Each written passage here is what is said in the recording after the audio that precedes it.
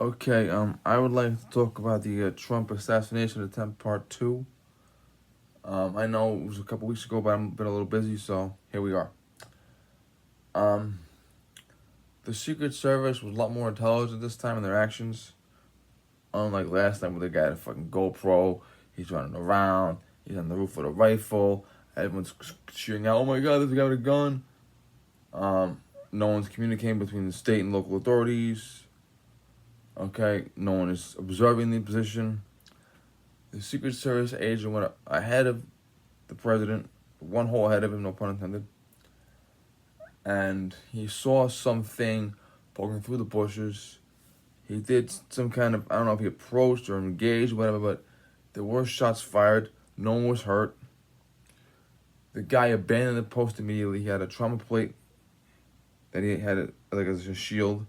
He had a rifle, GoPro, and a couple of things. A civilian jotted down his license plate, or most likely took a picture of it, which is very difficult to do. Because I've had cars come flying by and like, get the plate. What the? I get the fucking plate.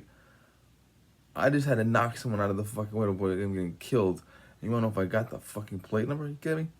So they got the plate number and gave it to either the Secret Service and or the deputies. Deputies caught him on the highway. There's that famous scene of him being Now he's been on the radar for a while. Now there's a fucking surprise, right? He was in, I don't know where he was, probably Poland. He was in Europe. It was related to Ukraine. He might have been in Poland. He was in Europe. He has crazy ideas about the Afghanis coming to fight for Ukraine because Afghanistan will do that for some reason. He said, we got to assassinate Trump. We got to assassinate Republicans. We got to assassinate Democrats. He obviously was a Democrat himself, which is obviously not a big freaking surprise to me. An American worker, I think a nurse, they report him to the feds. He has a lengthy criminal record. One of the deputies down in Florida said he's caught him personally for everything from traffic violations to driving without a license to more serious crimes. He was convicted of a felony, a wrongful imprisonment. He was holding someone hostage with a gun. Now, here's how serious wrongful imprisonment is, okay? Someone could tell me, Vinny, I want to leave. And I could hug them tightly and prevent them from leaving. That's wrongful imprisonment. If I tell someone go in that room with me and they say, no, Vinny, I don't want to go in the room with you, and I pick them and carry them into the room with me, that's kidnapping. Okay? So you got a hostage with a gun being detained against their will. That's pretty fucking serious shit. No joke. That's serious. He should have got a couple years in prison for that. And now he's charged with felon in possession of a firearm, illegal firearm because the serial number is defaced. And by the way, defacing the serial number, forensics can still get the serial number. He had an SKS rifle, not necessarily an AK rifle. It was an SKS variant. It did have the 30-round magazine. You can buy an SKS rifle with a 30-round magazine. It's called a D model. Tim has one and Eric has one. Or you could buy an SKS and get the Tapco, I think it is, aftermarket 30-round magazine and just take out the permanent magazine and like that. But he had some variation of that. And unlike an AK, an SKS is pretty powerful, it's pretty accurate. An AK is inaccurate, it's a close range weapon. An SKS was used in Vietnam as a special purpose rifle. Yeah, pretty serious shit. Plus he had a scope on top of that. And if that scope was zero, Trump would have been dead. So thank God the agent saw that little fucking muzzle coming out.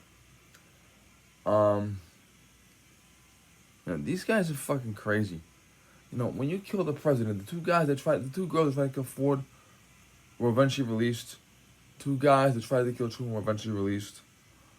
But for the most part, if you try to kill the president or kill the president, are you going to be killed by the police in the attempt?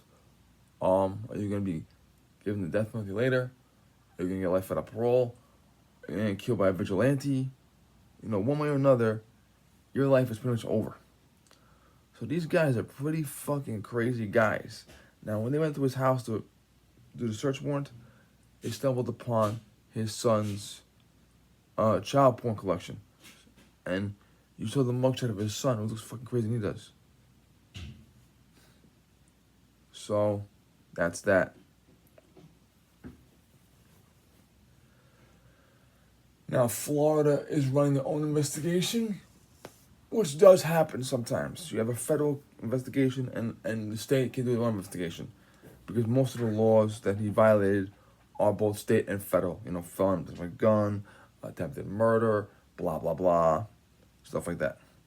If you look at the Larry Nassar case, Larry Nassar was investigated by the feds, and he had a child porn collection that was so massive that the plea deal was 60 years in prison, which is a de facto life sentence. And the state simultaneously ran their investigation, and they got him on 333 counts of sexual assault, most of it against children, and with a plea deal, he got 140 years. So, a lot of times, the state will run an investigation, and the state will write down in the file, defendant prosecuted by federal government, we will not continue because the defendant is in prison for 500 years, not worth it for us. Or sometimes the state will run a trial, maybe not for the same crimes, but for other crimes. So the federal government might put him on trial for attempted murder of a protected individual, and the state might put him on trial for possession of a firearm by a felon. You know what I mean? Yeah. This is a pretty scary time, my friends. This is pretty fucking scary. I have to go now, so I'll get sort of cut you short, but it's pretty fucking terrifying. All right, thank you.